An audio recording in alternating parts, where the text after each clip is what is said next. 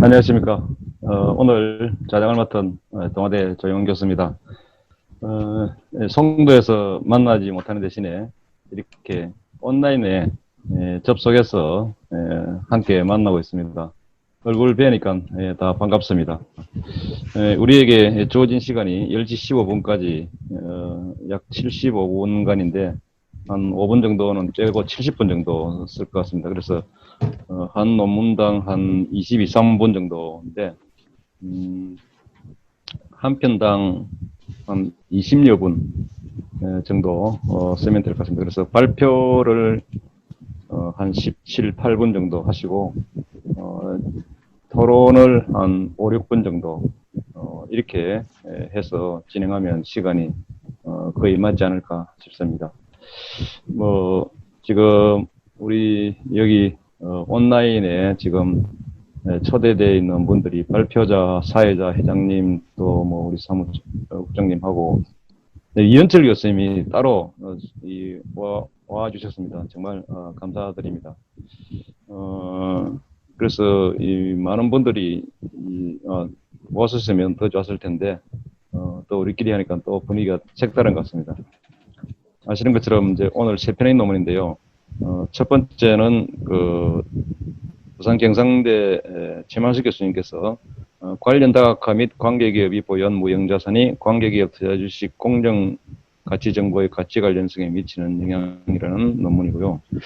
또 한편은 우리 고려대 이상혁 박사님하고 유성 교수님이 공동으로 집필하신 공정공시에 대한 시장 반응, 코스닥 시장의 주가 붕괴 위험을 중심으로라는 논문하고 마지막으로는 우리 김효조 박사, 부영대 김효조 박사님과 김학렬 교수님이 같이 코를 한 내부감사기구 자발적 설치와 내부감사 품질이 회계정보의 가치 관련성에 미치는 영향이라는 논문이 되겠습니다. 아시는 것처럼 우리가 논문을 쓴다는 것이 그렇게 쉬운 일이 아니죠. 제가 이제 사회를 하기 위해서 좀 멘토를 준비했는데 이것도 제가 몇 분 안 되지만은 한번 같이 공유해보면 좋겠다 싶은데요. 우리가 잘 알고 있는 갈릴레오가 있죠. 갈릴레오라는 분인데 달의 침동 현상을 73세에 발견했답니다. 그런데 이제 그렇게 치열하게 연구를 하고 이제 시력을 상실했다 그럽니다. 그래서 우리 논문을 쓰신 분들이 이렇게 이 한 편의 논문을 쓰기 위해서 치열하게 심의를 기울인 결과가 아닌가 하는 생각이 들고 감사하게 생각하고요. 그래서 먼저 우리 이런 치열함에 대해서 보답하기 위해서 열심히 듣고 토론해 주시면 감사하겠습니다. 자, 그러면 먼저 최만식 교수님의 논문 발표를 들어보겠습니다. 시간 지켜주시면 감사하겠습니다. 네. 네, 안녕하십니까. 부산경상대학교 지금 세무회계과에서 학생들 가르치고 있는 최만식이라고 합니다. 예, 지금 제가 이제 발표할 논문은 관련 다각화 및 관계기업이 보유한 무형자산이 관계기업 투자주식 공정가치 정보의 가치 관련성에 미치는 영향이라는 그러한 제목의 논문입니다. 네, 지금 이제 PT를 올렸고요. 네, 발표 시작하겠습니다. 네, 이 논문의 내용은 기본적으로 관계기업 투자 주식의 장부가액에 비해서 공정가치가 더욱 가치 관련한 정보를 제공을 하고 있다는 그러한 선행 연구를 확장한 논문입니다. 어떤 식으로 확장을 했냐 하면은요, 관계기업의 특성 그리고 관계기업과 투자회사가 연결되어 있는 그 고리에 관심을 갖고 연구를 진행을 하였습니다. 그래서 첫 번째로 관계기업과 투자회사가 관련 다각화 전략으로 이어진 경우, 즉 투자회사가 영위하고 있는 첫 번째의 사업과 유사한 산업에 속한 관계기업에 투자한 경우를 우리가 관련 다각화라고 하는데요. 이러한 경우에는 비관련 다각화에 비해서 더욱더 기업 가치에 기업 가치의 상승폭이 크다고 그렇게 알려져 있습니다. 자, 그러면 그러한 관련 다각화 전략을 실행하는 경우에 관계기업 투자 주식의 공정 가치의 가치 관련성이 더욱 향상될 것인가라는 게 첫 번째 질문이고요.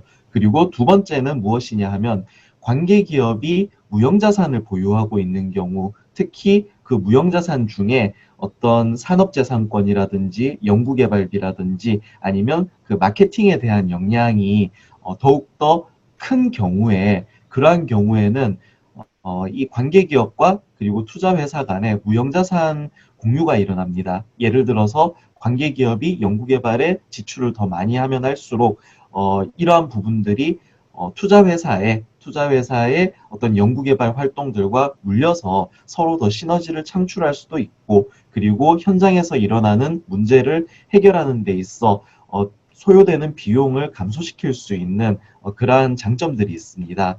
그러면 이러한 시너지들이 관계기업 투자 주식의 장부가액이 아니라 그 공정 가치를 통해서 투자회사의 기업 가치에 반영이 될 터인데, 그렇다면 정말로 관계기업 투자 주식의 공정 가치가 갖는 가치 관련성의 향상에 영향을 주는가라는 것을 살펴보는 것이 두 번째 가설입니다. 그래서 그 이론적 배경과 선행 연구를 잠시 검토를 하면은요, 일단 관계기업 투자 주식이 지금 이제 회계 처리를 하면 우리나라라든지 여러 국가에서 지분법을 따르고 있습니다. 지분법이라는 것은 기본적으로 취득가액에다가 나중에 그 관계기업이 보고한 그 순이익을 차가감하는 식으로 매년 이 관계기업 투자 주식 계정을 업데이트해주는 그런 방식입니다. 그런데 만약에 이 관계기업이 시가가 있는 그러한 상장회사라는 생각을 해보겠습니다. 그렇다면 관계기업의 주가와 그리고 투자회사가 보유하고 있는 관계기업 투자 주식의 장부가액 사이에는 일정한 상당 부분의 그 괴리가 발생할 텐데요. 그래서 많은 연구자들이 이러한 괴리에 대한 연구를 진행을 해왔습니다. 그래서 그램 앤드 레프노위츠라는 분들이 먼저 관계기업 투자 주식을 평가하는 데 있어서 시장 가치가 더 유용할 수도 있겠더라라고 이렇게 그 연구를 시작을 하셨고요. 그리고 그레 메탈 2003년, 윤승준 교수님 2007년, 그 다음에 바덴호스테탈 2016년 같은 경우에는 관계기업 투자 주식 관련해서 주석으로 공시되고 있는 그러한 공정가치에 관한 정보가 관계기업 투자 주식의 장부가액에 비해서 주가 설명력이 더 뛰어나더라라는 이제 그러한 연구 결과들을 보고하고 있습니다. 자, 그리고 이제 두 번째 선행 연구의 흐름은 어떤 것이냐면은 관련 다각화와 기업 가치에 대한 그런 내용입니다. 그래서 어떤 기업이 사업을 영위하고 있는데 그 사업의 관련성에 기초해서 다각화 전략을 수립하는 경우에는 지속적인 경쟁 우위를 창출 가능하다고 그 포터의 85년 그 저서에 이렇게 기술이 되어 있습니다. 그래서 이러한 부분들을 국내외 연구자들이 많이 실증을 해 오셨는데 이명록 2008년 같은 경우에는 포춘 500대 기업 중에 관련 다각화 기업 전략을 실시한 기업들이 비관련 다각화 전략을 실시한 기업보다 성과가 더 큰 것으로 나타나더라라는 그러한 연구 결과를 보고하고 있습니다. 그리고 이성우 2012년, 이상래 2013년 같은 경우에는 관련 다각화의 긍정적인 그러한 영향들, 특히 주가에 미치는 어떤 긍정적인 영향을 보고하고 있는데요. 일단 어떤 M&A 시장에서 유사한 산업을 인수하는 경우에 주가가 더욱 상승하는 경향이 있더라라는 그러한 연구 결과를 보고하고 있습니다. 반면 전상경 2003년, 김숙경과 양동훈 2007년 같은 경우에는 IMF 이후 기간 그리고 벤처기업의 경우에서는 여러 산업으로의 다각화 정도가 높을 때 어떤 기업 위험의 분산 효과 등이 있기 때문에 이 관련 다각화를 하였을 때보다 오히려 비관련 다각화 전략을 사용하였을 때 기업 가치에 미치는 영향이 더욱더 긍정적이었다라는 그러한 내용들을 보고하고 있습니다. 그리고 이제 무형자산과 기업 가치에 대한 그런 내용인데요.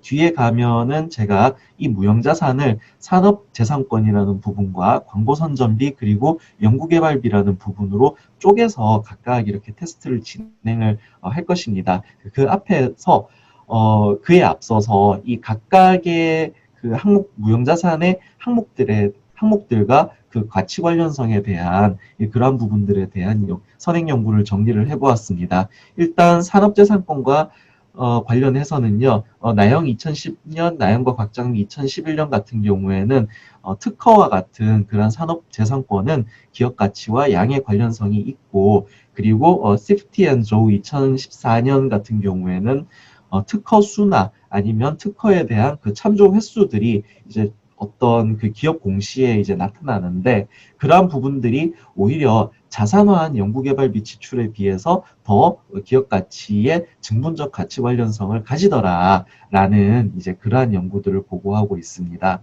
광고 선전비 같은 경우에 는 우리 이제 선행 연구에 보면 그 광고 선전비의 어떤 자산성에 대한 그런 연구들이 많이 진행이 되어 왔습니다. 특히 최근에 들어와서는 광고 선전비 지출이라는 것이 기업의 장기적인 가치를 창출하는 데 도움을 주고 그리고 유사한 경쟁자의 기업 규모가 유사한 경쟁자에게는 오히려 기업 가치에 부정적인 영향을 줄 수 있어서 이러한 부분들이 광고 선전비라는 부분이 어떤 회사에 그 영향을 나타낼 수 있는 부분이다라고 그렇게 보고가 되고 있고요. 그리고 여러모로 이 광고 선전비 지출의 증가는 기업 가치 증가와 관련성이 있다라고 보고가 되고 있습니다. 그리고 마지막으로 연구개발비의 가치 관련성에 대한 부분인데요.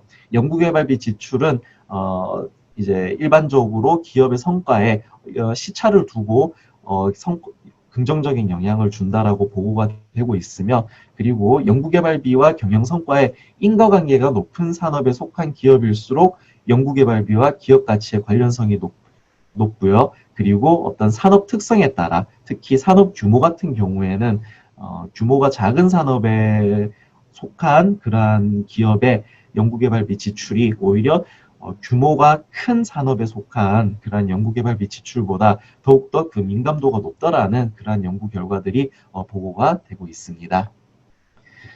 연구 설계, 즉 가설 설정 그런 부분입니다. 첫 번째 가설은 이 관련 다각화가 이 투자회사의 가치관, 투자회사가 보유한 관계기업 투자 주식 공정가치의 가치 관련성에 어떠한 영향을 주는가에 대한 그런 내용입니다. 그래서 관련 다각화와 비관련 다각화에 대한 선행 연구를 앞서 정리를 했었는데요. 그 관련 다각화와 관련해서는 장점은 기본적으로 투입 요소나 생산 단계의 중복을 회피할 수 있고 그리고 그 산업 내 경쟁자의 어떤 신규 진입을 효과적으로 저지할 수 있을 뿐만 아니라 유사한 산업을 영위하기 때문에 공동의 연구개발이나 마케팅 활동 등의 자원을 공유함으로써 시너지를 창출할 수 있다는 그러한 장점이 있습니다. 비관련 다각화 같은 경우에는 사업 영역의 확장을 통해 사업 위험 분산 및 새로운 수익을 창출할 수 있는 기회가 많아진다라는 그러한 장점이 있는 반면에 이 경영자가 자신의 보상을 극대화하기 위해서 기업 규모를 의도적으로 증가하고 의도적으로 새로운 사업으로 나가는 그러한 의사결정을 한다는 그러한 연구들이 보고가 되어 있습니다. 그리고 또한 실증적으로 이를 비관련 다각화의 경우와 관련 다각화의 경우를 비교한 연구에서는 관련 다각화에 비해서 비관련 다각화가 기업 가치를 증가하는 효과가 오히려 낮다라는 이제 그러한 연구들이 보고가 되고 있습니다. 그래서 이런 내용들을 종합하였을 때 관련 다각화랑 비관련 다각화 중에 기업 가치 증가 효과는 관련 다각화 쪽이 더 큰데 그러면 이러한 관련 다각화로 인한 기업 가치 증가 효과는 우리가 시너지라고 볼 수 있습니다. 그런데 이러한 시너지 효과는 투자회사와 관계기업의 사이에서 나타나는 이러한 시너지 효과 같은 경우에는 관계기업 투자 주식의 장부가액 상에는 반영이 되지 않을 가능성이 매우 높습니다. 왜냐하면 지금 현행 사용하고 있는 우리 회계 시스템 상의 어떤 한계라고 볼 수가 있는 것이지요.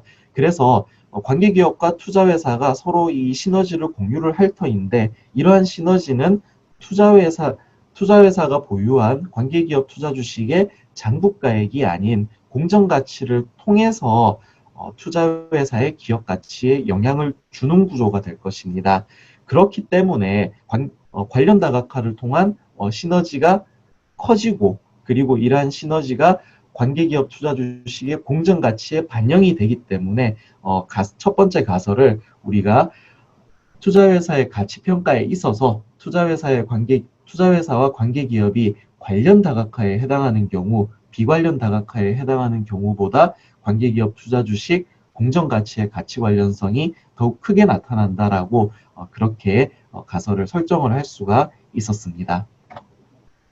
자, 두 번째 가설은 이제 관계기업이 보유한 그 무형자산의 크기가 커질수록 관계기업 투자 주식의 공정가치 정보의 가치 관련성이 더욱 증가할 것이라는 그러한 예상을 한 가설인데요. 이러한 가설이 나오게 된 과정은 일단 그 투자회사가 관계기업 투자를 실시하는 경우 두 기업의 가치를 합산한 것 이상의 시너지를 기대할 수 있는데, 앞서 무형자산이라는 것은 관계기업이 무형자산을 보유하고 있으면 이러한 무형자산은 관계기업과 공동으로 사용을 할 수도 있을 것이고, 그 다음에 어떤 공동의 마케팅 활동을 할 수도 있고, 그리고 공동의 지적재산권 공유를 실행할 수도 있습니다. 이렇게 되면서 최 교수님, 예, 지금 그 열심히 발표 계신데요. 시간이 예, 얼마 안 남아서 조금 예, 빨리 진행해 주셔야 되겠습니다.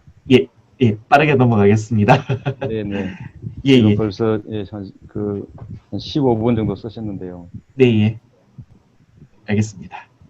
한 예, 5분 정도 안에. 그래서 네. 네네. 예, 이러한 그 관계기업의 그 무형자산 공유를 통해 창출되는 시너지는 궁극적으로 투자회사 기업 가치에 인식이 되는데, 그런데 이러한 부분들이 관계기업 투자 주식의 공정가치를 통해서 반영이 되더라라는 그러한 내용이 두 번째 가설 내용입니다. 뒤에 모형과 그 실증 결과 부분으로 바로 넘어가도록 하겠습니다. 그래서 첫 번째 이제 가설을 검증하기에 앞서서 그 관련 다각화 여부에 따라서 그 기술 통계를 한번 나누어 보았습니다. 그랬을 때 관련 다각화를 하는 경우에 투자회사의 기업 가치의 평균이 비관련 다각화에 해당하는 경우에 비해서 더욱 크게 나타나는 것을 그렇게 확인을 할 수가 있었습니다. 첫 번째 가설에 대한 이 검증 모형과 검증 결과인데요. 여기서는 그 15번을 같이 살펴보시면 됩니다. 그 15번은 일단 그 베타1의 PBV가 투자회사의 그 장부가액을 나타내고 있고요. 순자산 장부가액을 나타내고 있고, 그 다음에 베타2는 관계기업 투자 주식의 그 장부가액 나타내고 있습니다. P어는 그 투자회사의 그 어닝을 나타내고 있고요. 그 다음에 S어는 관계기업이 보고한 그러한 어닝을 나타내고 있습니다. 그 다음에 그 SFV 갭이라고 있는데, 이 부분은 무엇이냐 하면은 관계기업 투자 주식과 관계기업 투자 주식의 공정가치와 장부가액의 그 차이를 나타내는 부분이고요. 그 다음에 여기 타이포가 있는데, 그 베타6에 보면은 그 버트라고 있는데, 이게 저기 related라고 보시면 됩니다. 이게 관련 다각화 더미이고, 그 뒤에 있는 것이 그 관련 다각화 더미와 그 다음에 그 관계기업 투자 주식 공정가치와 장부가액의 그 차이에 대한 그 인터랙션을 나타내고 있습니다. 그래서 이 회계 분석을 실시한 결과 이 관계기업 투자 주식 공정가치와 장부가액의 차이와 그리고 이 관련 다각화 더미를 그 인터랙션 준 이 변수에 대해서 양의 유의한 그 회계 개수가 추정이 되어서 이 가설 1번을 지지하는 결과가 나타났다라고 그렇게 결론을 내릴 수가 있었고요. 그리고 두 번째 내용은 이제 관계기업의 무형자산과 관계기업 투자주식 공정가치의 가치 관련성 향상 정도를 이제 보여주고 있습니다. 그래서 1번, 2번, 3번 모두 그 인터랙션 텀을 해석함으로써 이렇게 우리가 결론을 내리는데요. 1번은 이제 산업재산권에 대한 내용이고, 2번은 광고 선전비에 대한 내용이고, 3번은 그 이제 이 무형자산을 우리가 연구개발비로 정의했을 때 각각 어떻게 결과가 나타나는가를 확인해 보았습니다. 그 세 가지 모두 그 무형자산 관계기업이 보유한 무형자산의 크기와 그리고 관계기업 투자 주식의 공정가치와 장부가액의 크기를 인터랙션한 그 변수에 대해서 유의한 양의 회귀개수가 추정이 되어 관계기업의 무형자산 크기가 커질수록 관계기업 투자 주식의 공정가치의 어떤 가치 관련성이 향상된다라는 그러한 결론을 내릴 수가 있었습니다. 네, 그래서 제가 준비한 내용은 여기까지 이제 마무리를 해야 될 것 같습니다. 예, 그러면 저기 질문 있으신 우리 교수님들 제 질문 받도록 하겠습니다. 네, 최 교수님 수고 많으셨습니다. 시간 좀 제대로 지켜주셔서 더 감사드립니다. 네. 자, 질문 받겠습니다. 우리가 질문에 주어진 시간은 질문과 답변 포함해서 지금 한 28분까지 한 5분 정도 남았습니다. 지금 이게 이제 자유 토론이거든요. 지정 토론이 아니고. 그래서 우리 이 참여하신 모든 분들이 질문을 해 주셔야 되겠는데, 제가 이 자유 토론이 되는 사회를 여러 번 봤는데, 걱정이 돼서 사실은 제가 질문을 하나씩 준비를 했습니다. 네. 제가 먼저 질문하도록 하겠습니다. 예, 감사합니다. 예, 동아대 정연욱입니다, 교수님. 예. 제가 논문을 쭉 보면서 이왕 저희 회계는 회계 정보가 기업 가치에 미치는 영향을 분석하는 건데 관련 다각화와 관련해서 회계 정보에 어떠한 영향을 미치는지를 조금 가설 설정과 관련해서 넣으면 좀 논리적 보강이 조금 더 완고해질 것 같다는 그런 생각이 들었습니다. 예. 그 정현욱 부분 교수님, 예. 정현욱 교수님 그 질문을 하시니까 그와 관련해서 이제 이렇게 관련 다각화냐 비관련 다각화냐 이렇게 이제 분류를 했을 때 우리가 실제로 얻을 수 있는 중요한 그 정보가 빠질 수가 있다는 생각이 들거든요. 뭐냐면 선행연구에서도 그렇지만은 비관련 다각화의 경우에도 기업 가치가 상승하는 경우가 있었다는 말이죠. 그러면 이게 이제 그 다각화하느냐 안 하느냐 이거는 이제 우리가 통계 처리라는 것은 평균 개념에 따라가기 때문에 기업 가치가 올라간 기업들, 내려간 기업들 이런 식으로 오히려 거꾸로 역추적해서 그 원인이 뭔지 보는 것도 재미있지 않을까. 논문 자체는 큰 문제가 없는데 최 교수님께서 한번 그런 식으로 접근해 보시면 진짜로 이게 기업 가치가 상승한 원인이 뭔지를 우리가 찾아낼 수 있지 않겠는가 이런 생각이 좀 들었거든요. 예.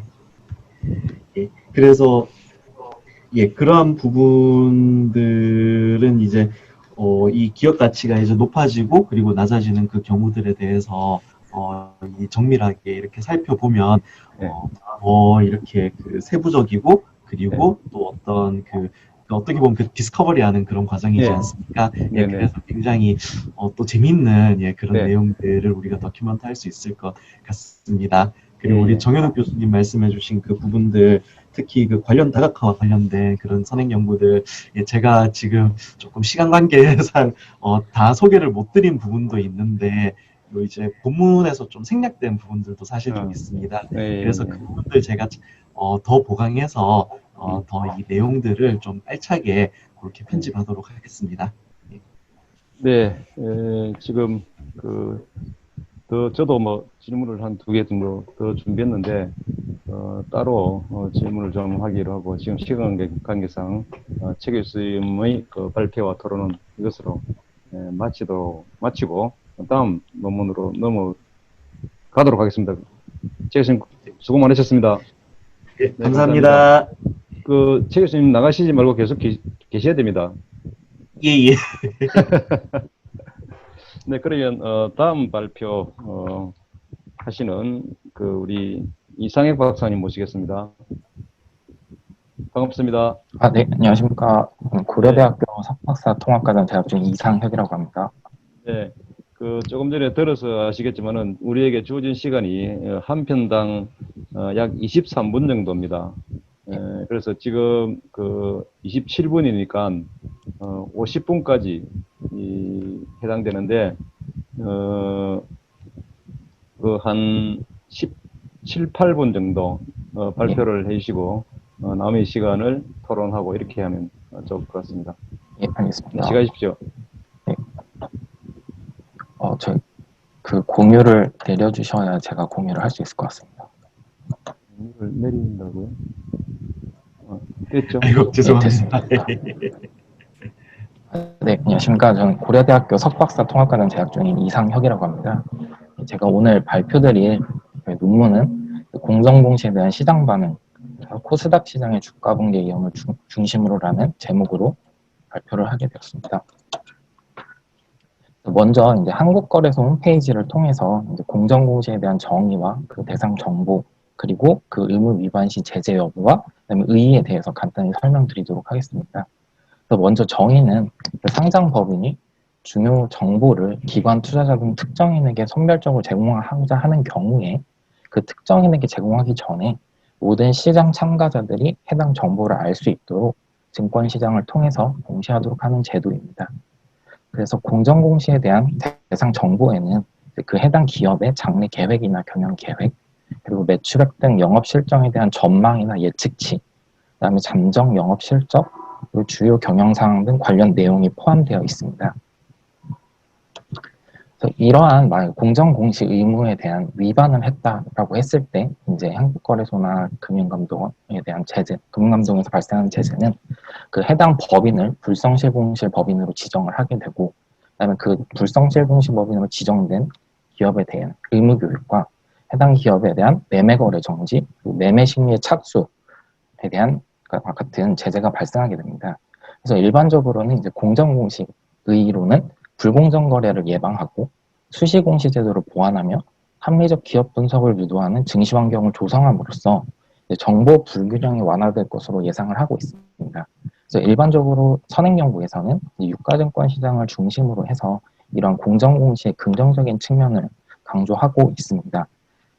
근데 이제 본 논문에서는 이제 코스닥 시장에서 공정공시의 효과가 어떨 것이냐라는 것을 이제 중점으로 보고자 했습니다. 그래서 이제 두 가지의 큰 차이를 먼저 설명을 드리고자 하는데, 첫 번째는 이제 변동성의 차이라고 말씀을 드리고 싶습니다. 그래서 일단 그 왼쪽 위에 표를 먼저 보시게 되면, 일단 그 유가증권 시장의 대표 지수인 코스피 200 지수와 그다음에 코스닥 시장의 대표 지수인 코스닥 150 지수의 이제 일변 수익률을 이용해서 변동성을 계산을 해보았습니다. 그래서 2011년부터 2018년까지 시계열로 비교를 해보게 되면 최소 2배에서 최대 27배 정도까지 변동성의 차이가 있는 것을 발견할 수 있었습니다. 그리고 두 번째, 유가증권 시장과 코스닥 시장에서 공정공시 효과가 차이가 날 수 있는 이유는 어떤 공시 행태라고 말씀드릴 수 있을 것 같습니다. 그래서 우측 하단의 표를 보시면 불성실공시 법인의 연도별 지정 횟수를 유가증권 시장과 코스닥 시장별로 취합한 결과입니다. 이 불성실공시 법인 지정 횟수에도 이제 최소 2배에서 최대 9배까지 차이가 나는 것을 볼 수 있습니다. 또한 이 공시 행태와 관련하여 몇 가지 뉴스를 검색해서 이제 대표 제목만 뽑아본 결과입니다. 물론 이제 이 부분에서는 공정공시 위반에 대한 기사를 제외한 부분이고, 공정공시에 대한 효과가 코스닥 시장에서 대기업도 너무 믿지 마세요, 실적 뻥튀기를 해서 불성실공시법인이 지정되는 등 이러한 긍정적인 효과가 유가증권 시장과는 달리 코스닥 시장에서는 부정적인 효과가 발생할 수 있다라는 것을 예상할 수 있었습니다. 그래서 앞서 말씀드린 두 슬라이드를 정리해보면 결과적으로 유가증권 시장에 비해서 코스닥 시장의 변동성이 높고, 그다음에 불성실공시 지정 법인과 같은 공시 행태의 차이가 발생하게 됩니다. 그래서 두 가지 케이스를 예상해 볼 수 있었습니다. 첫 번째로 이제 앞서 말씀드린 바와 같이 공정공시에 대한 긍정적인 효과가 발생한다라고 했을 때 그 공정공시는 이제 코스닥 시장에 상장된 기업에 대한 정보를 제공해서 기업의 투명성을 증가시켜 이제 그 변동성이 높은 코스닥 시장에서 극단적인 시장 반응, 본 논문에서는 극단적인 시장 반응 이제 주가 붕괴 위험을 측정을 하였습니다. 즉, 극단적인 시장 반응이 감소할 것을 예상을 할 수 있으며 오히려 반대로 공정공시가 부정확한 정보의 확대로 인해서 정보 불균을 오히려 증가시켜서 그 변동성이 높고 공시 행태가 다른 코스닥 시장에서의 극단적인 시장 반응이 증가할 수 있는 오히려 반대의 케이스를 예상해 볼 수 있다고 생각을 했습니다. 그래서 저희 이 본 논문에서는 가설을 여기 적지는 않았는데 연구 질문을 코스닥 시장에서 공정공시는 주가 붕괴임과 어떠한 관련성을 가지는가에 대해서 연구해 보고자 하였습니다. 가설도 이제 앞선 긍정적인 케이스와 부정적인 케이스가 발생할 수 있기 때문에 가설은 일단 귀무가설 형태로 설정을 해보았습니다. 먼저 연구 결과를 간단하게 말씀드리면 공정공시 실시 여부나 공정공시 횟수의 증가에 따라서 오히려 앞선 선행연구와 달리 주가 붕괴 위험이 증가하는 것으로 나타났습니다. 그래서 저는 이러한 결과를 변동성이 높은 코스닥 시장에서 공정공시는 오히려 부정확한 정보를 시장에 제공함으로써 그 기업과 투자자들 간의 정보 불균형을 증가시키는 측면이라고 해석을 할 수 있을 것 같습니다. 그리고 두 번째로는 이제 공시 행태가 다른 코스닥 시장에서 이런 공정공시는 코스닥 기업이 가지고 있던 그 기업의 본연적인 높은 변동성을 오히려 부각시키는 역할을 하는 것이 아닐까라고 해석을 할 수 있을 것 같았습니다. 그래서 이제 간단히 선행 연구를 먼저 소개해드리겠습니다. 앞서 말씀드린 바와 같이 이제 선행 연구에서는 대부분 공정공시의 긍정적 효과에 대해서 설명을 하고 있습니다. 그래서 공정공시의 긍정적 효과로 정보 효율성 증가의 측면을 내세워서 헤플레이너들 2003년 같은 경우는 주가 괴리도가 작아진다. 그다음 최수민열 의원은 2004년에서는 공정공시가 발생한 이후에 초과 수익률이 증가한다. 그다음 김삼인과 정상경 2005년에서는 실적 예측 공시를 통해서 공정공시를 통해 정보를 제공하고 있다. 그다음에 이세열과 노발근 2011년에서는 회계이익의 가치 관련성이 증가하고 나영과 임대 2014년, 강나라의 2015년도는 시장 반응인 자기 자본 비용이 감소하고 주가 붕괴 위험이 감소한다라고 하고 있습니다. 그 나영과 임대 2014년과 강나라의 2015년이 본 논문과 유사한 측면에서의 연구로 볼 수 있는데 일단 이 선행 연구들은 유가증권 시장에 집중을 했고 그다음에 그 긍정공시의 긍정적 측면을 부각했다는 측면에서 일단 본 논문과 차별성이 있다라고 생각을 할 수 있을 것 같습니다. 한편으로는 공정공시의 부정적 효과와 관련한 선행 연구에서는 오히려 공정공시 시행 이후에 정보의 양과 정확성이 감소했다라는 시드웨러 2008년 논문이 있습니다. 먼저 표본에서는 2011년부터 18년까지 코스닥 시장에 상장된 기업을 중심으로 분석을 하였습니다. 그래서 최종 표본 수는 5,688개의 기업 연도로 설정하였습니다. 본 논문에서 주요 종속 변수인 주가 붕괴 위험 측정 방법을 간단히 설명드리겠습니다. 일단 그 앞선 선행 연구인 체네럴 2001년과 키메럴 2011년의 두 가지 논문에서 총 3가지의 주가 붕괴 위험 측정치를 사용하였습니다. 첫 번째는 개별 주간 수익률의 초과 대비 미달의 변동성입니다. 그래서 1번식과 관련해서 그 코스닥 지수의 주별 수익률과 개별 기업의 주별 주가 수익률을 이용해서 잔차항을 측정한 후에 그다음 거기에 1을 더해서 이걸 대문자 W라는 개별 주간 수익률로 표시를 하게 됩니다. 그래서 첫 번째 주가 붕괴 위험 측정치는 그 상향, 하향 주간을 구분했을 때 하향 주간의 변동성을 상향 주간의 변동성으로 나누어서 로우 값을 씌워서 듀볼이라듯 첫 번째 주가 붕괴 위험 측정치로 선정하였습니다.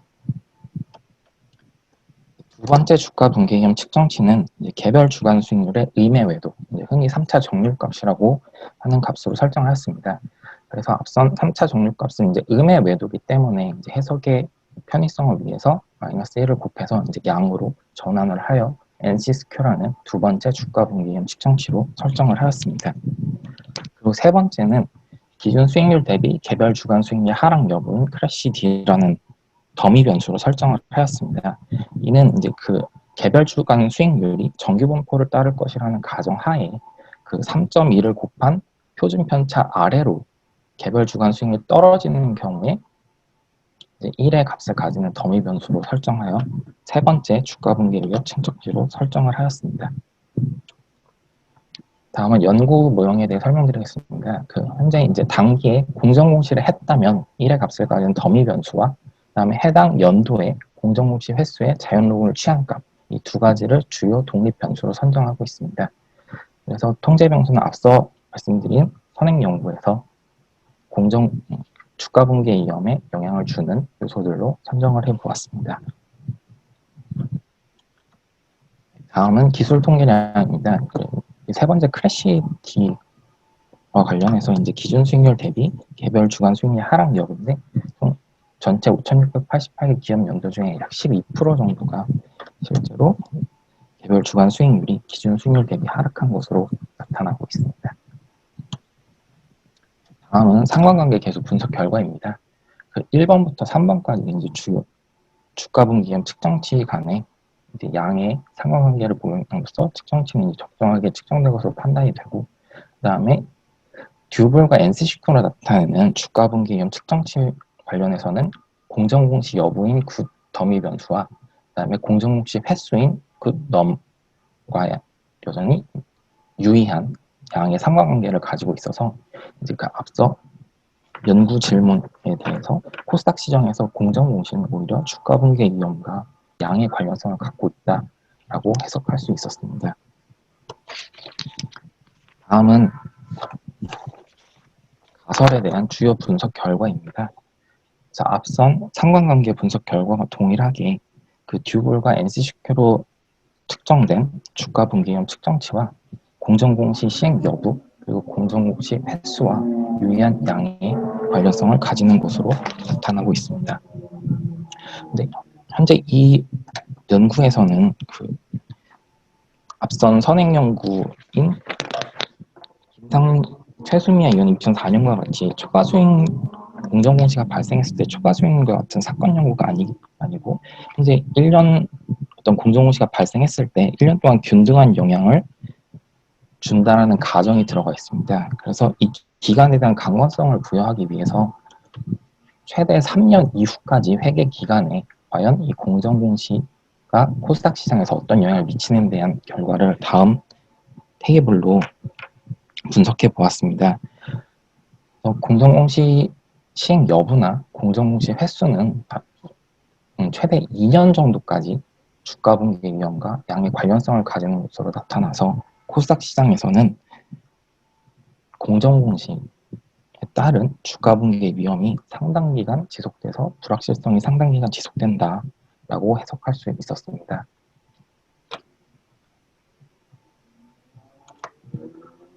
네, 그래서 마지막으로 결론과 공헌점을 간단히 말씀드리겠습니다. 그래서 결론은 이제 앞선 선행 연구와는 달리 코스닥 시장에서는 공정공시 실시 혹은 공정공시 횟수의 증가에 따라서 주가 분기의 위험이 증가한다는 결과를 얻을 수 있었습니다. 이러한 결과는 변동성이 높은 코스닥 시장에서 공정공시는 오히려 부정확한 정보를 시장에 제공함으로써 정보 불균형을 증가시키는 역할을 하는 것이 아닐까라고 생각할 수 있었습니다. 두 번째는 공정공시는 코스닥 시장에서 코스닥 상장기업이 가지고 있는 높은 변동성을 오히려 부각시키는 역할을 하는 것이 아닌가라고 해석할 수 있을 것 같았습니다. 그래서 본 논문의 공헌점으로 생각한 것은 코스닥 시장에서 선행연구와는 달리 유가증권 시장과는 달리 코스닥 시장에서 공정공시 효과를 재조명했다는 거였으면, 그리고 두 번째로는 공정공시 정보 유용성에 대한 시사점을 제공했다고 생각합니다. 그래서 유가증권 시장과는 달리 변동성이 높고 공시 행태가 다른 코스닥 시장에서는 유가증권 시장과는 다른 공정공시에 따른 정보 유용성의 차이가 존재한다.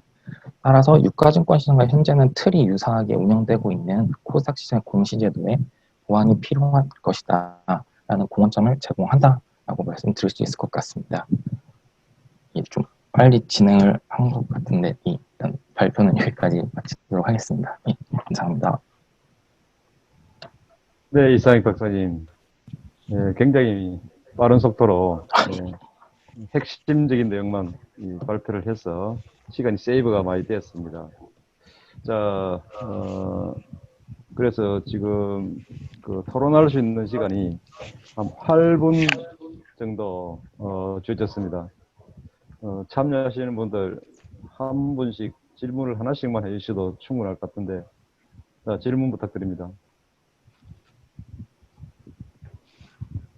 그러면 저부터 하겠습니다. 아니요. 네, 동아대 정여루입니다.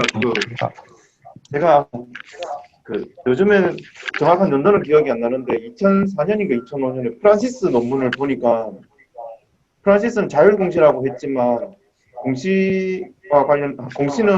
공시와 회계이익의 질과 관련성에 대해서 언급을 하고 있더라고요. 이왕 정보비대칭은 회계이익의 질에 따라 높아질 수도 있고 낮아질 수도 있는데 프란시스가 하는 말은 미국의 경우는 공시와 자율공시지만 공시와 회계이익의 질은 보완적인 관계를 가진다라고 하더라고요. 공시가 높을수록 회계의 질이 높은 기업일수록 공시의 수준이 높다라고 하는데 국내 선호 연구를 살펴보면 상반된 결과가 많이 나오더라고요. 우리나라 같은 경우는 공시의 수준이 높을수록 회계의 질이 낮은 요인이 많더라고요. 그래서 가설 설정과 관련해서 공시와 코스닥 시장이지만 공시가 회계 정보비대칭에 영향을 미친다라는 그 사이 단계에 코스닥 시장은 예를 들어서 회계의 질이 낮을수록 공시를 할 요인이 높다는 그런 논리를 조금 더 반영하면 제 생각에는 조금 좋을 것 같습니다. 근데 제가 언급했던 프란시스 논문은 자율공시지만 트랙 연구 찾아보면 공정공시도 언급한 연구도 저도 기억이 나는데 그러한 논리를 좀 첨가하면 좋을 것 같습니다. 예, 이상입니다. 감사합니다. 네.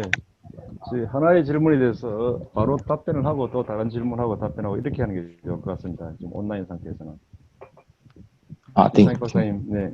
예, 정은혁 교수님께서 말씀 주신 내용에 대해서도 이제 저도 해당 논문을 읽어는 봤고, 이제 현재 말씀 주신 대로 가설 설정에서는 그런 회계의 질을 언급하지는 않고 저는 이제 단순히 연구 모형에서 이제 재량적 발생액으로 측정한 회계의 질을 통제했다 정도만 이제 언급을 하고 있습니다.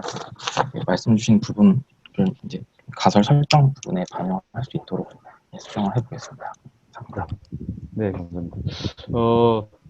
저도 하나만 좀 질문이라기보다는 제안을 좀 드리고 싶은데, 지금 이제 앞에서 우리가 선행연구라든지 가설 설정을 보면 어쨌든 대부분의 선행연구들도 그렇고 공정공시에 대한 긍정적인 역할, 이게 굉장히 강조되고 또 실제로 그렇다고 나와 있지 않습니까?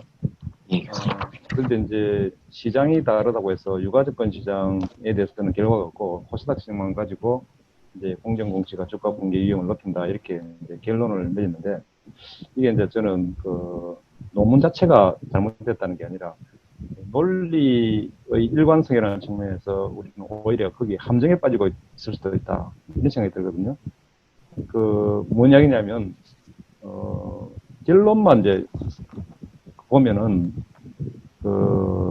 공정공시가 이 정보 불확실성을 더 높인다 이렇게 이제 우리가 결론으로 바로 갈 수 있지 않겠습니까, 그죠? 예. 그렇게 했을 때 이제 우리가 그런 일반화 가능성에 대해서 이 논문의 일반화 가능성이 조금 약해질 수 있지 않겠느냐. 다시 이야기하면 유가증권 시장도 같이 테스트해 보실 필요가 있고, 그 다음에 또 뭐냐면 지금은 주가 붕괴 위험을 가지고 정보 불확실성을 테스트했잖아요, 그죠? 예. 다른 프락시들도 같이 해서 종합적으로 결론을 내줘야만 이 논문의 일반화 가능성이 높아지지 않겠느냐 이런 생각을 저는 좀 해보거든요. 예, 교수님, 감사드립니다. 예, 말씀 주신 대로 일반화 가능성 생각했을 때 현재 코스닥 시장 외에 유가증권 시장 테스트를 포함을 하고 이제 정보 불확실성의 측정치를 추가해서 수정해보면 이 프락시만 가지고는 우리가 입을 달 게 전혀 없는데, 그죠? 예, 다른 변수들도 같이 해서 일반화 가능성을 높일 필요가 있지 않겠느냐. 예, 알겠습니다. 교수님. 예, 감사합니다. 네. 자, 뭐 또 다른 질문 부탁드립니다.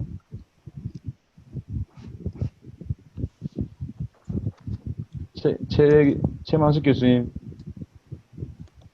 나가셨나? 네, 아니, 대답이 여기 있습니다. 아, 혹시 뭐 질문하실 거 없습니까? 예, 예. 뭐, 별다른 질문은 예, 네, 없습니다. 네, 알겠습니다. 예, 예. 자, 그러면 두 번째 발표 논문도 이것으로서 마치겠습니다. 이상 박사님 수고 많으셨습니다. 나가지 마시고 계속 기다리고 다음 논문 질문 하나 부탁드리겠습니다. 자, 마지막 논문입니다. 북경대 김호주 박사님과 김학렬 교수님이 공주로 한 논문이 되겠습니다. 자, 김 박사님 발표 부탁드립니다. 발표하기 앞서서 지금 보면 우리가 10시 15분까지인데요.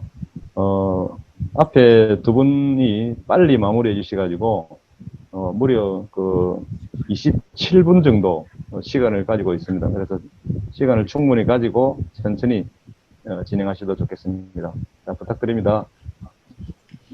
안녕하십니까. 북경대학교 박사과정 김효주입니다. 그 소리가 엄청 울리는데요, 복명. 네. 오늘 발표할 논문은 내부감사기구 자발적 설치와 내부감사 품질이 회계정보 가치 관련성에 미치는 영향입니다.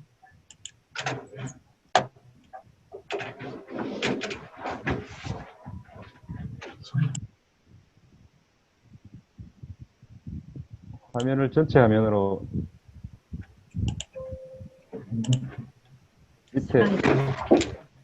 밑에 프레젠테이션 예.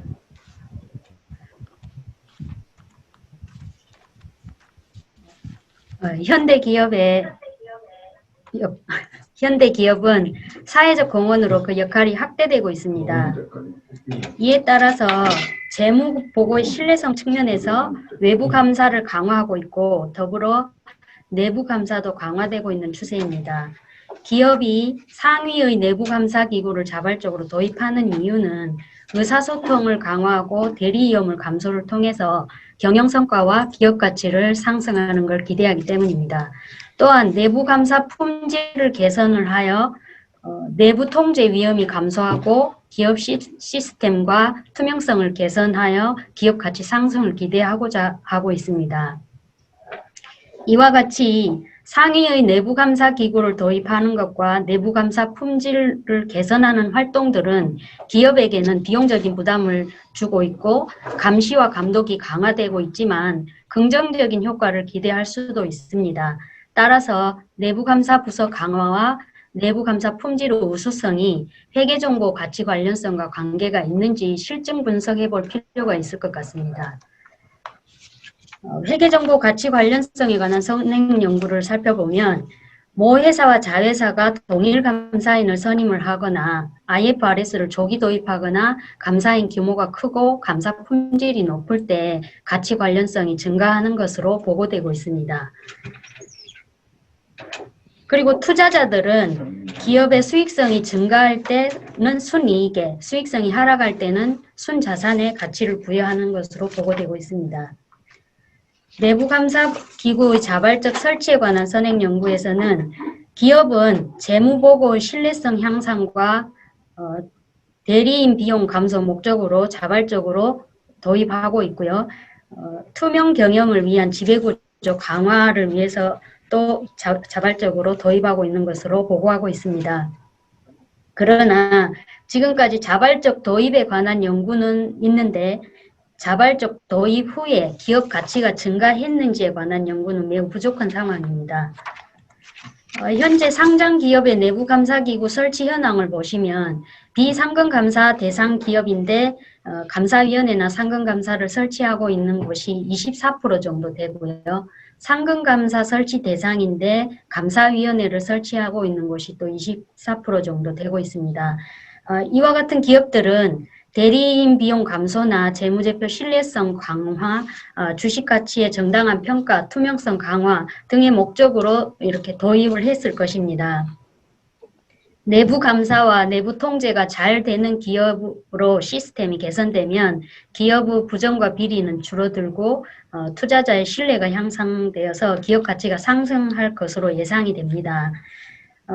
한편으로 자발적 설치가 가치 관련성에 미치는 영향은 차별적으로 발생할 것으로 예상되므로 가설을 내부 감사 기구 자발적 설치는 회계 정보 가치 관련성과 관계가 없을 것이다라고 비무가설로 설정하였습니다. 내부감사 품질 관련 선행 연구에서는 내부감사 품질이 높은 기업은 내부 통제 결함이 감소하고 이익 조정도 감소할 뿐만 아니라 외부 감사 시간이나 감사 보수 감소에 영향을 미치는 것으로 보고되고 있습니다. IFRS를 조기 도입하거나 내부 회계 관리 제도를 강화하고 감사 품질을 강화하는 이러한 것들은 회계 투명성 강화를 위한 조치들입니다. 내부 감사가 외부 감사에 기여를 하게 됐고 내부 회계 관리 제도가 강화될 것이고요. 회계 관리가 투명한 기업에 투자자가 신뢰할 것이고 주가에 긍정적인 영향을 미칠 것입니다. 따라서 내부 감사 기구와 내부 감사 품질이 기업 가치와 관련성이 있음을 짐작할 수 있습니다. 내부 감사 품질의 측정치에 따라서 또 가치 관련성은 차이가 있을 수 있으므로 가설 2는 내부 감사 품질은 회계 정보 가치 관련성과 관련성이 없을 것이다라고 기무가설을 설정하였습니다.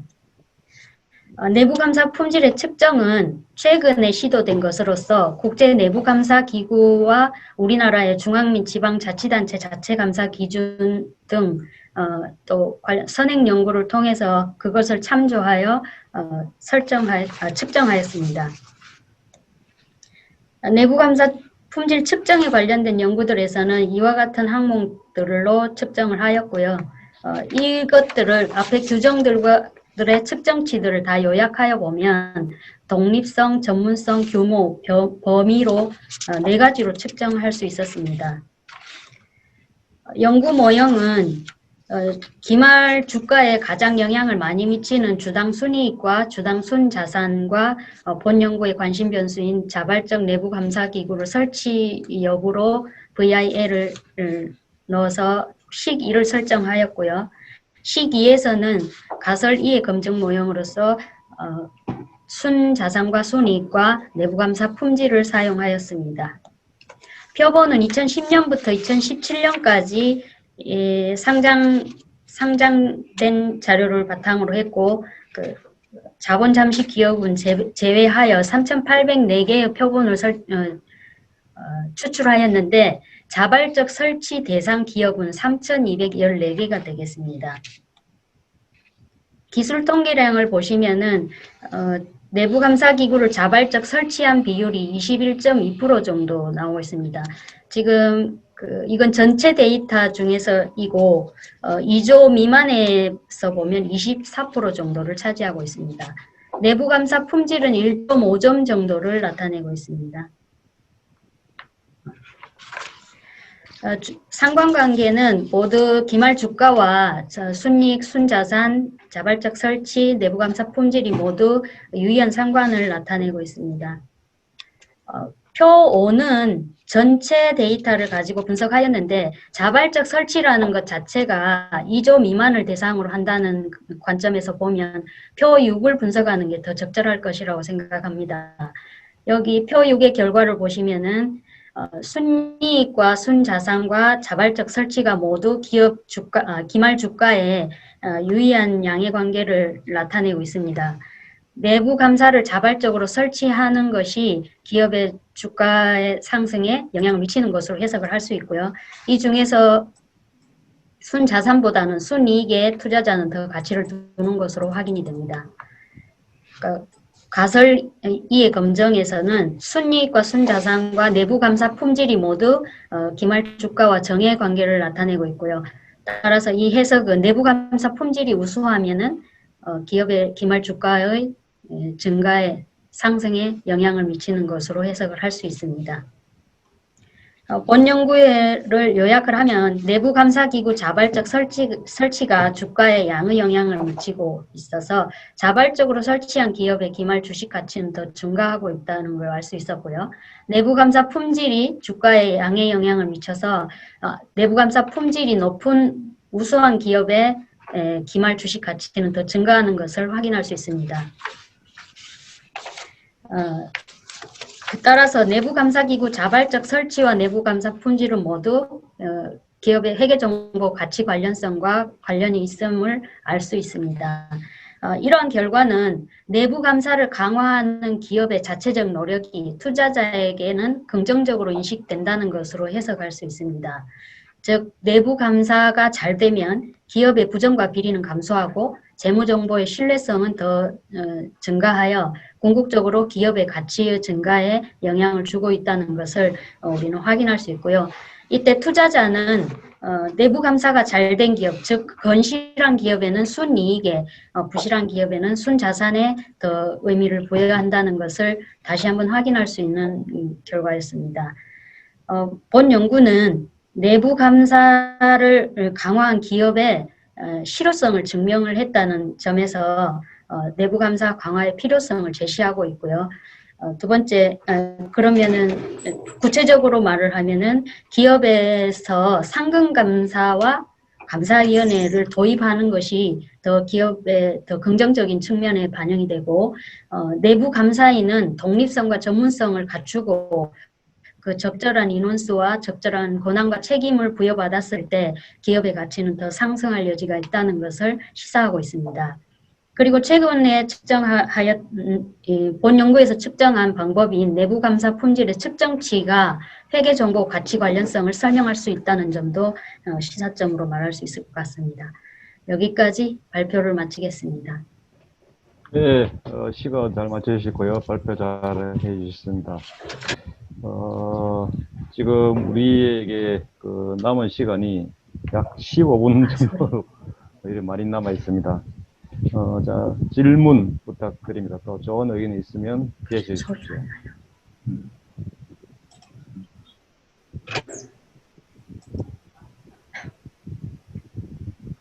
자, 제가 또 먼저 들어가겠습니다. 네.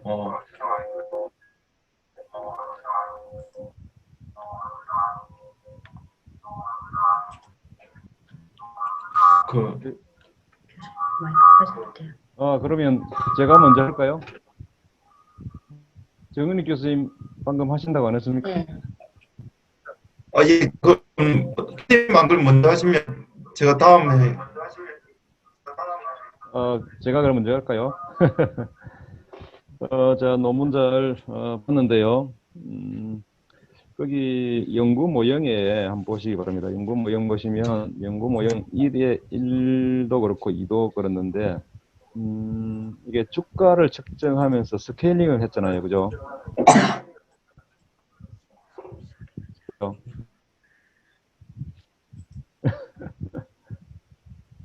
지금 주가 측정할 때 스케일링을 총자산으로 나눠졌잖아요. 그죠? 교수님 잘 안 들렸습니다. 그 연구 모형 1번 종속 변수 주가 나와 있잖아요. 주가. 예. 주가 보면 네네 12월 말 현재 시가 총액을 총자산으로 나눠졌잖아요. 그죠? 예. 총자산. 네. 그런데 이제 그 독립 변수들은 이 BPS, BV 다 이게 뭐냐면은 주당 순이익, 주당 순자산이란 말이죠. 1주당. 네. 예.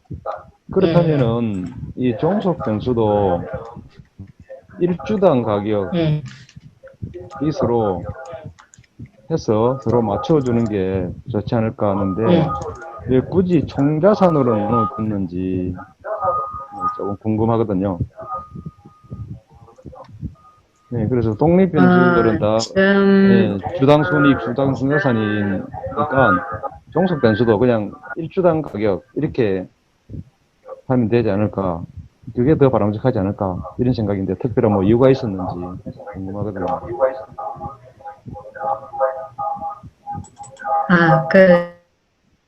선행연구에서 정의한 대로 이렇게 했는데 교수님 말씀이 더 합리적인 것 같아서 그렇게 주당으로 바꿔 다시 더 분석을 해보겠습니다. 아,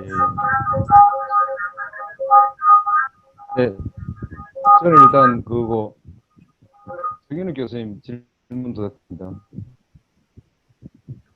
정현우 교수님. 예, 저는 그 예. 네. 가세 설정과 관련해서 그냥 회계 정보의 가치 관련성은 없다라고 되어 있는데 이왕 지금 모형이 올스 모형이니까 그 순이익과 순자산의 가치 관련성은 뭐 관련이 없다, 관련이 있다 이런 식으로 가설을 조금 변경했으면 좋을 것 같습니다. 예, 반영하도록 하겠습니다. 비디오 켰습니다. 또 뭐 다른 좋은 제안이나 질문 있으시면 부탁드립니다.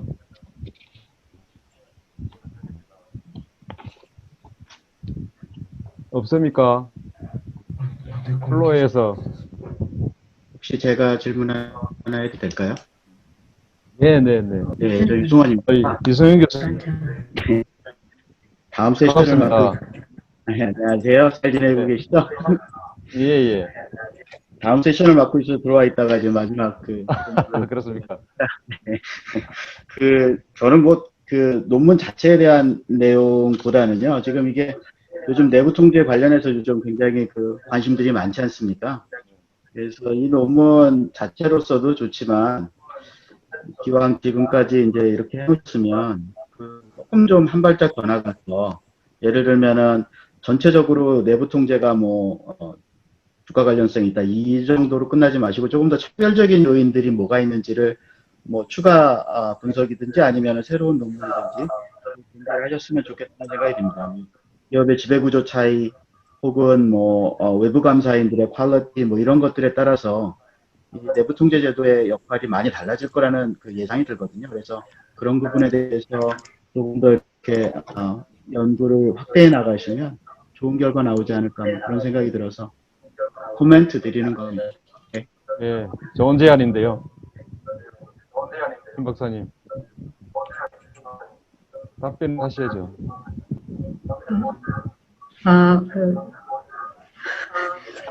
교수님 해주신 말씀을 잘 못 들었는데 외부 감사인의 퀄리티에 따라 지배구조의 차이에 따라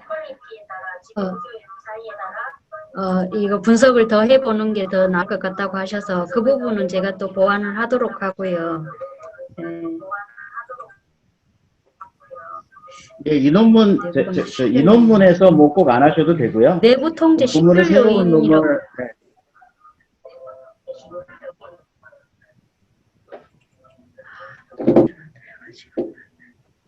네. 새로운 논문에서 또 새로운 연구로 전개하시면 어떨까 그런 생각이 들어서 말씀드렸습니다. 이상입니다. 네네. 네네. 감사합니다, 교수님. 예. 자, 예, 이렇게 해서 일단 세 편의 논문 발표 토론을 마쳐야 되겠는데요. 우리한테 주어진 시간보다도 10분이나 일찍 마쳤습니다. 저도 이제 처음으로 이렇게 비대면으로 이 학회 사회를 보게 됐는데요. 상당히 새로운 경험입니다. 또 할만하다 이런 생각이 듭니다. 까지 익숙하지 않은 환경이긴 하지만 조금 우리가 기능적인 측면에서 몇 번 트라이 앤드 에러를 하면 이런 것도 굉장히 의미 있는 오히려 시간을 절약하는 방식이 될 수 있겠다 이런 생각이 듭니다. 그러면 오늘 논문 발표해 주신 이 세 분 그러니까 최만식 교수님, 이상익 박사님, 김일 박사님 감사드리고요. 그다음에 또 우리 전체적인 진행을 조율해 주신 저기 정인욱 교수님 갑자기 이름이 생각이 안 나네요. 네. 그다음에 또 참여해 주신 우리 유성인 교수님, 또 중간에 일이 있어서 자리를 주신 이현철 교수님, 그다음에 또 이 프로의 제 총감독의 우리 김학렬 회장님 모두 감사드립니다. 그러면 오늘 시편의 논문 발표 토론 참가한 모든 분들에게 감사드리고 유익한 시간이 되었기를 바랍니다. 감사합니다.